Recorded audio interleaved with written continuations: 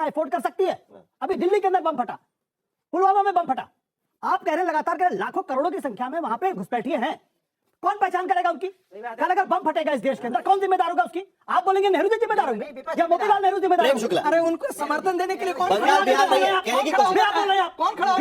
है? चलिए चुप हो जा सातवीं फेल, चुप हो जा। प्रेम शुक्ला जी को खत्म करें। देखिए बोलिए प्रेम शुक्ला जी बोलिए। अभी गाली बकने लगेंगे, बोलते ही कैसे कड़वा लगा। अभी गाली बकने लगेंगे, प्लीज गाली बकने लगेंगे। Emotional damage. प्रेम शुक्ला जी याद है। चलिए प्रेम शुक्ला जी एक मिनट परेशान।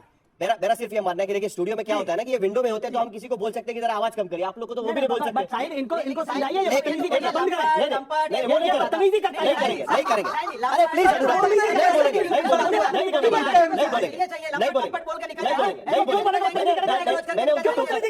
मैंने टोका था उनको। अच्छा तो मैंने उनको टोका था, मैंने उनको टोका था।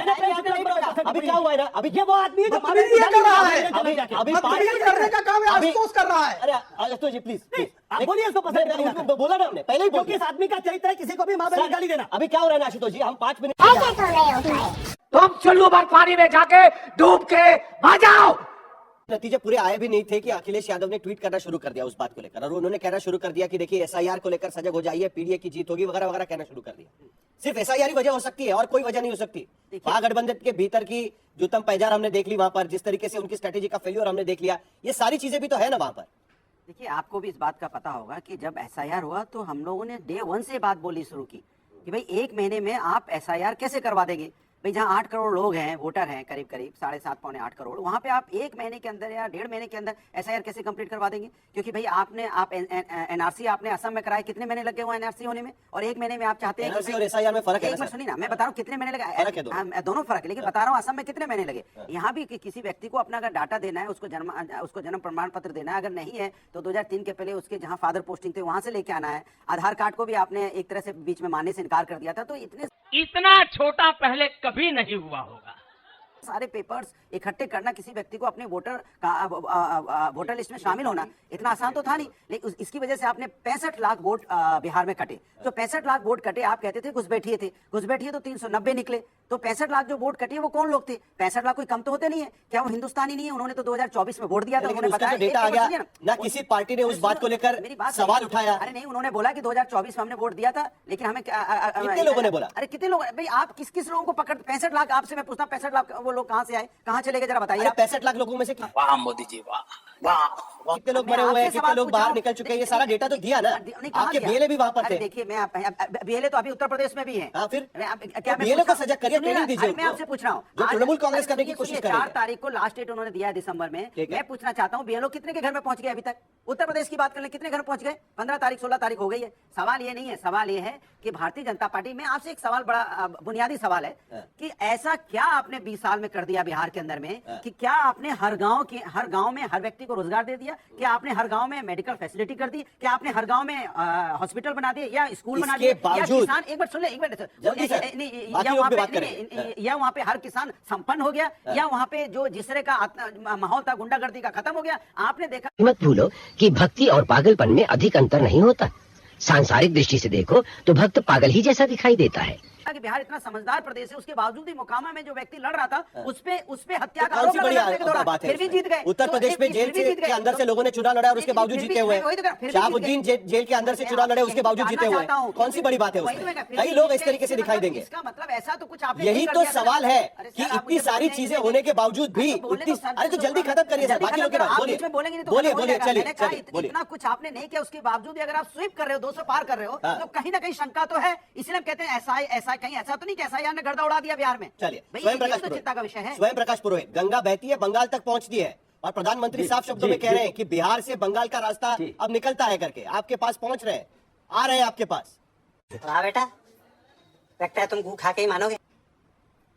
देखिए प्रधान नहीं आइए, देखिए गंगा के ऊपर में जब बात छिड़ी है तो गंगा पुत्र भीष्म महाभारत की लड़ाई में किनके साथ थे ये सबको पता है।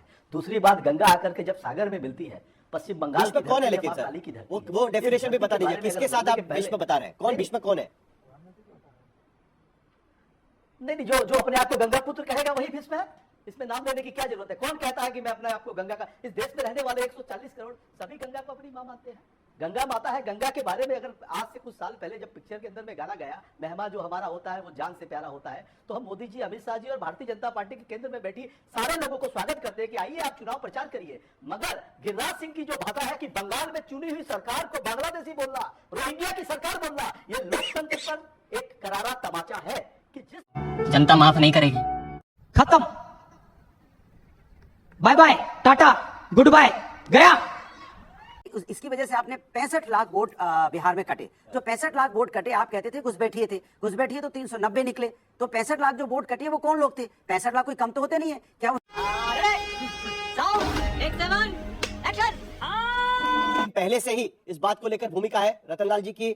बिहार में जो रिजल्ट आए, कांग्रेस का जो परफॉर्मेंस रहा, एमआईएम तो कह रही आपको वोट कटवा कह रही है आज की स्थिति में, क्योंकि जो ट्वीट्स हमने देखे कल ओवैसी हमारे साथ में थे, वो कह रहे हैं कि कांग्रेस और आरजेडी वोट कटवा निकली, अदरवाइज उनकी तो 15 सीटें जीत कर आ जाती।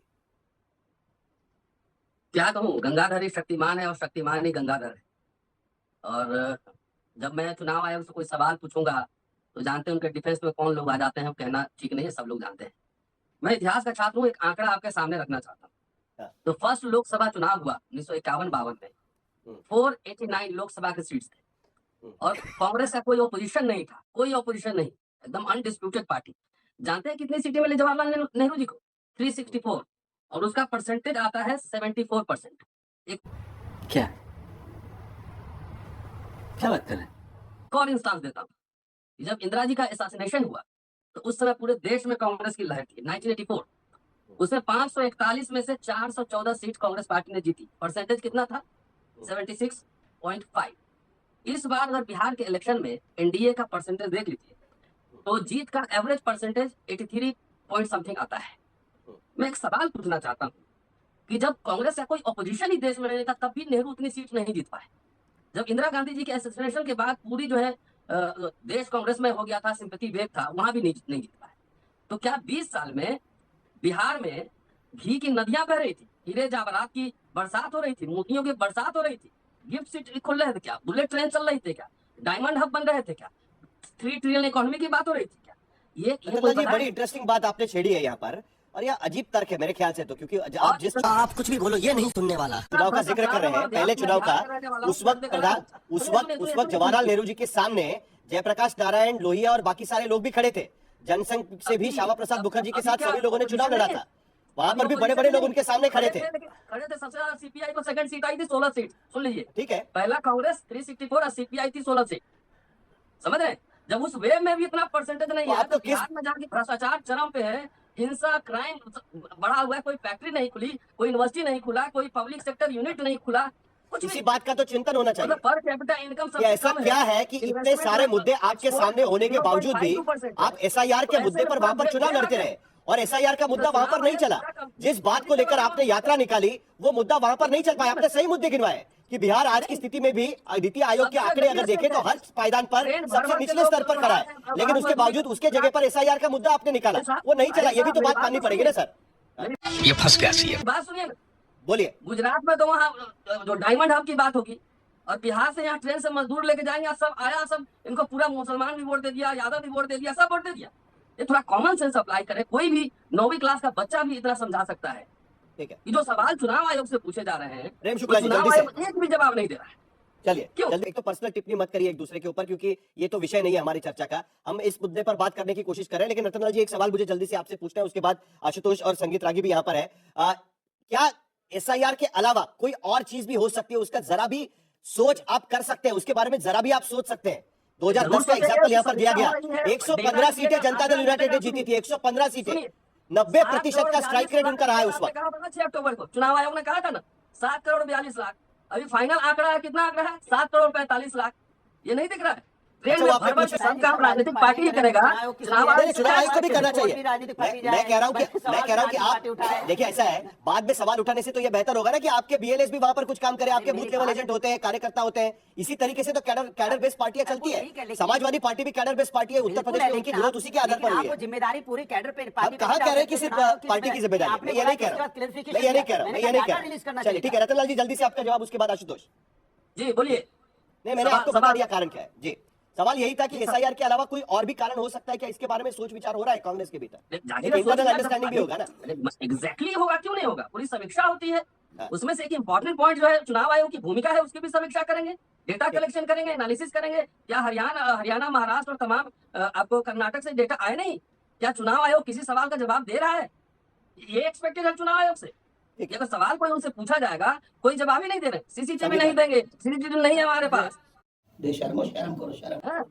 दिख नहीं रहा है कि लोग भर भर के जा रहे हैं और आचार संहिता लग गया, 10,000 रुपए ट्रांसफर चलिए, कर। संगीत राय मुद्दे पर आएंगे हम। देखिए, बिहार के तर्ज पर जिस तरीके से बिहार में चुनाव लड़ा, बिहार में जिस तरीके से पांचों पार्टियां साथ में एक रणनीति के तौर पर सीट डिस्ट्रीब्यूशन से लेकर हर बात को लेकर सबसे वो महागठबंधन के आगे नजर आ रहे थे।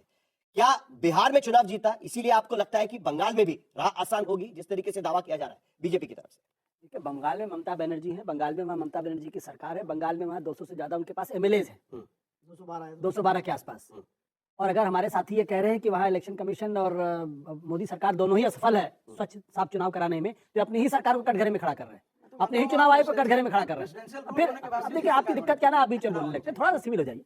महत्वपूर्ण सवाल क्या है, मैं बार बार इस बात को कहता हूँ कि भाई घुसपैठिए 11 साल से आपकी वजह से आ रहे हैं क्या? क्यों नहीं पहचान करके बाहर निकालते उनको? अगर पश्चिम बंगाल के अंदर है, लगाइए सीआरपीएफ चारों तरफ से, और उसके बाद आइडेंटिफाई करिए कौन है। National security. फिर आप बीच में बोल रहे हैं, आपने विरोध किया, गलत बात कर, नहीं गलत बात। बीच में ना बोल, थारे माथे पर लिखा है बीच में ना बोल, बीच में मत बोल, आप बीच में मत बोल। आप बगल में नहीं आपका नहीं है, आप सरकार ने लेकर नहीं, लेकिन आप गलत बात कर रहे हैं, बिल्कुल गलत बात कर रहे हैं, आप बिल्कुल गलत बात कर रहे हैं, प्लीज गलत बात कर रहे हैं, नहीं गलत बात कर रहे हैं। आप क्या हालत है, आप बीच में बोलेंगे, आदत होगी आपको बीच में बोलेंगे। प्लीज प्लीज तो जल्दी खत्म कर। मैं अरे रागी जी प्लीज प्लीज ये कह रहा हूँ कि ये जो सीआरपीएफ लगाइए ना, राष्ट्रीय सिक्योरिटी के साथ मोदी सरकार क्या किसी तरीके का रिस्क